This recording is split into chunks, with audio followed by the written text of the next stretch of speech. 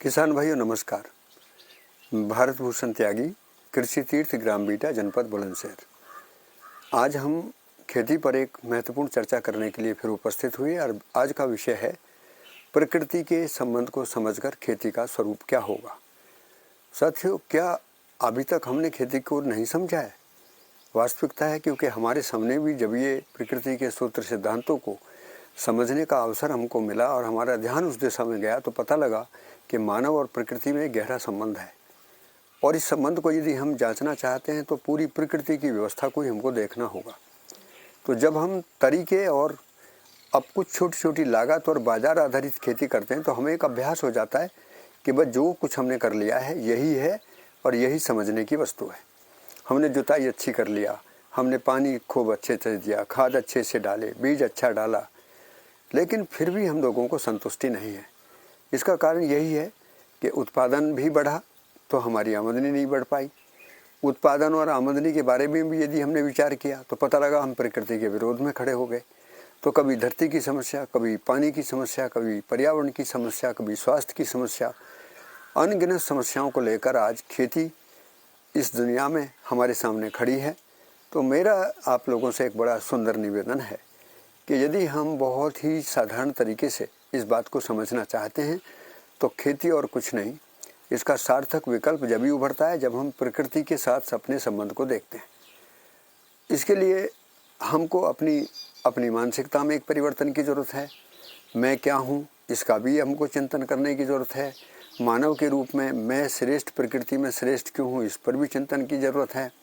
मेरा आचरण क्या होगा इस पर भी चिंतन की ज़रूरत है। और संपूर्ण प्रकृति की व्यवस्था वो किसी आदमी ने नहीं बनाई है, वो स्वयं स्फूर्त रूप में अपने आप चल रही है, इस पर भी चिंतन की ज़रूरत है। तो चिंतन की वस्तु ज़्यादा नहीं है साथियों, तीन ही वस्तु हैं।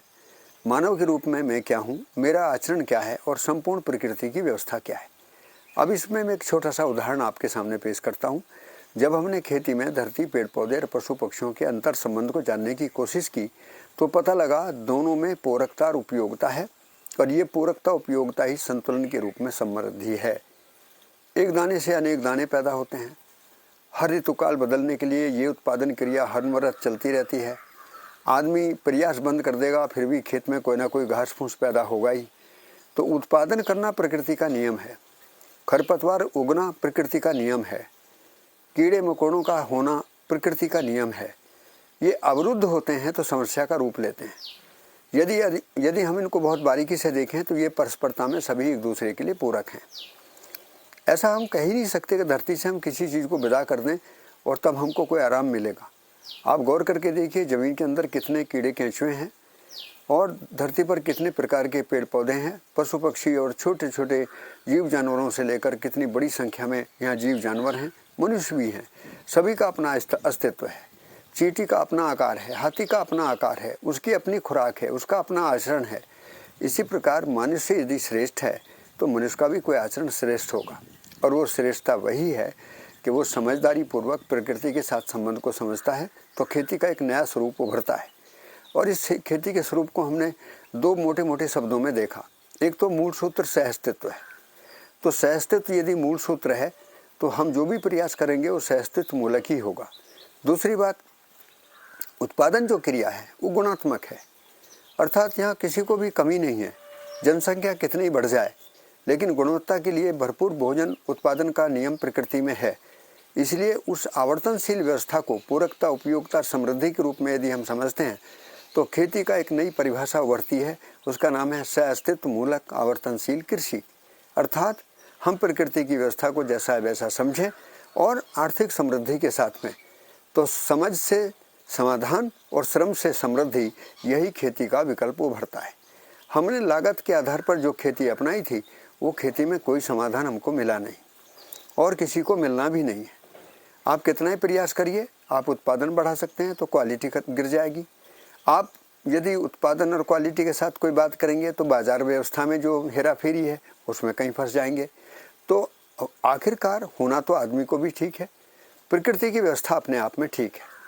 तो आदमी यदि अपने पर ध्यान देगा तो प्रकृति में जीने का एक नया रास्ता उदय होता है। उसी का नाम ये खेती की जो संकल्पना उभर रही है पूरे देश में। और मैं देख रहा हूँ कि इस समय भारत सरकार और अंतर्राष्ट्रीय मुद्दे में जितनी भी बड़ी संस्थाएं हैं वो बार बार मनुष्य जाति को ये इशारा कर रही हैं कि यदि हमने अपने तरीके नहीं बदले तो प्रकृति के साथ जीने का कोई स्वरूप सार्थक नहीं होगा।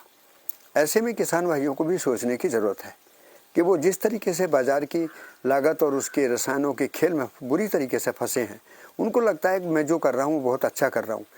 आप नाली की घास तक भी साफ़ करने में ग्लाइफोसेट जैसी भयानक जो बीमारी पैदा करने वाली दवाई हैं उनका इस्तेमाल कर रहे हैं। आपने कभी सोचा है कि इनका प्रभाव हमारे वातावरण पर, हमारे शरीर पर, हमारी आने वाली पीढ़ियों पर क्या होगा? हम चाहे ज़मीन की बात करें, चाहे पानी की बात करें, चाहे पर्यावरण की बात करें, चाहे स्वास्थ्य की बात करें, सभी का संबंध खेती से है। तो मैं उपदेश के रूप में आपको ये खेती का प्रस्ताव नहीं भेज रहा हूँ। मेरे बोलने का आसार ये है कि मैंने जीकर देखा है कि एक ही रास्ता है जिससे हम समाधान समृद्धि पूर्वक जी सकते हैं और उस रास्ते का नाम है खेती। खेती का सम्मान जो आज हमारे मन में है, जो आज हमको दिखाई दिया है, वही चेतना आपके अंदर जगाने के लिए वही प्रस्ताव आपके सामने रखने का मन बनता है।